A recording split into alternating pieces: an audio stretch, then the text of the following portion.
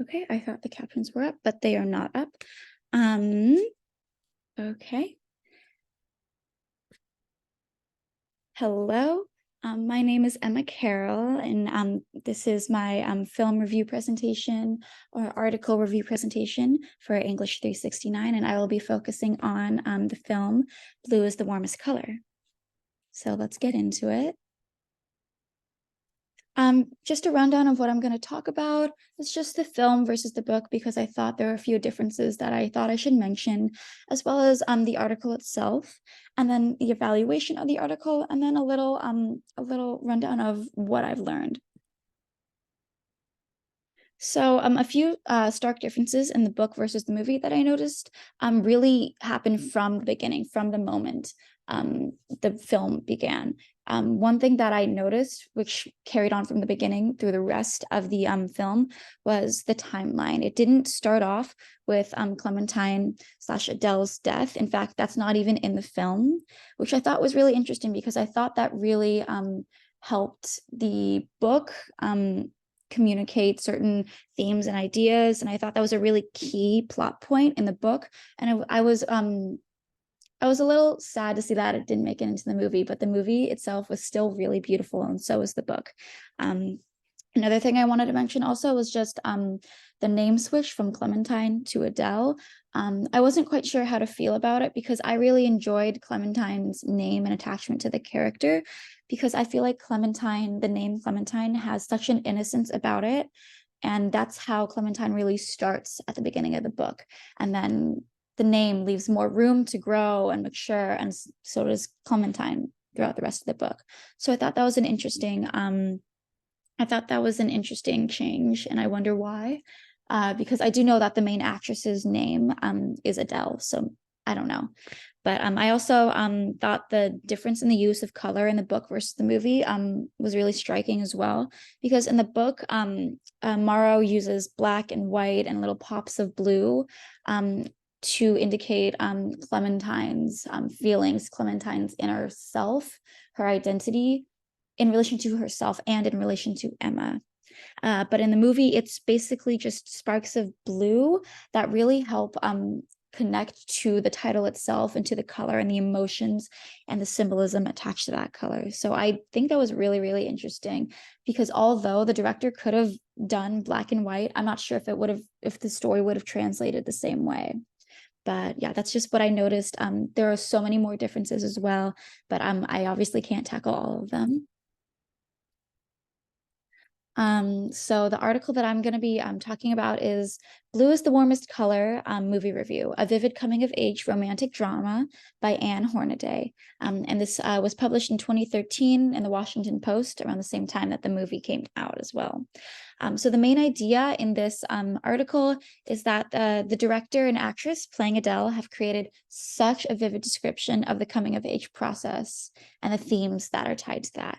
And the director and Adele really created this deep, intimate connection between the audience and Adele, who was a fictional character. So I thought that was really interesting how deep that connection, that tether, went into the audience connection to this fictional character.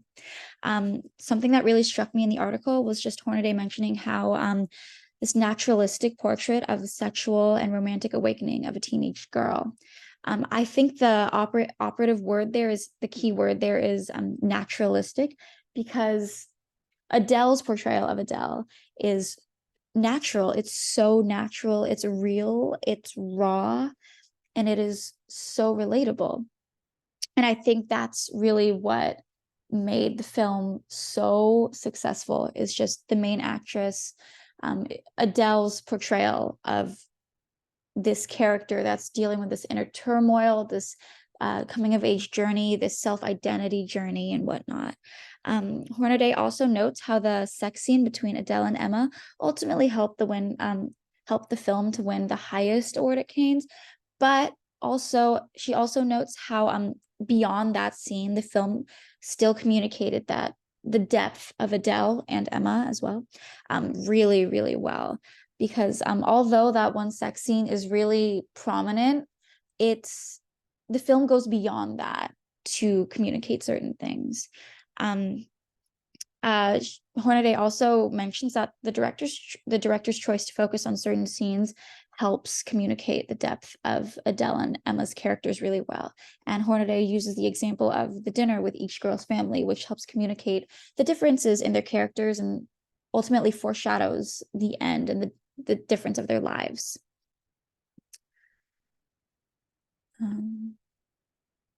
There. So for my article evaluation, I just want to agree with Hornaday's argument that the film takes on just this natural and pensive role thanks to the buildup created by the director and Adele, as well as Emma's actress as well.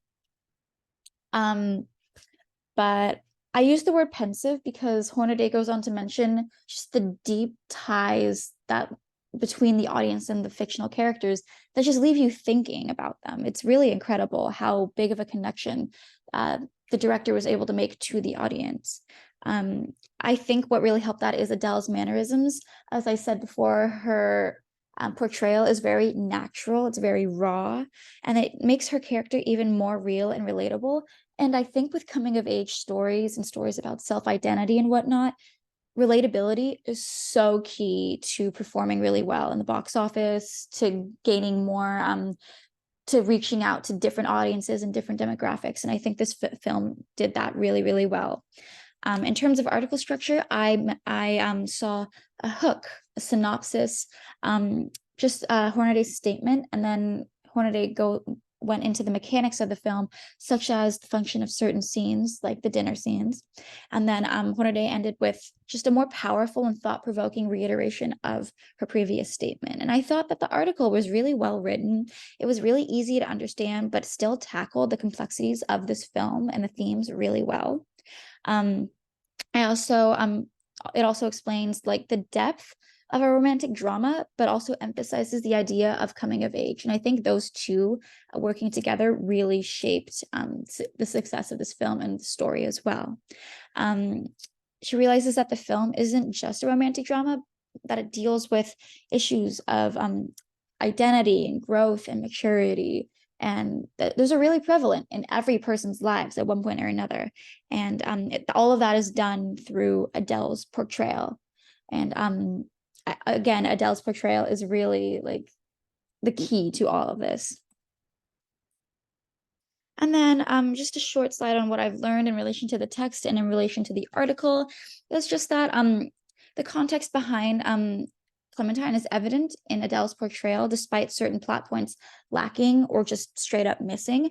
I'm personally someone who reads books before the movies if I can.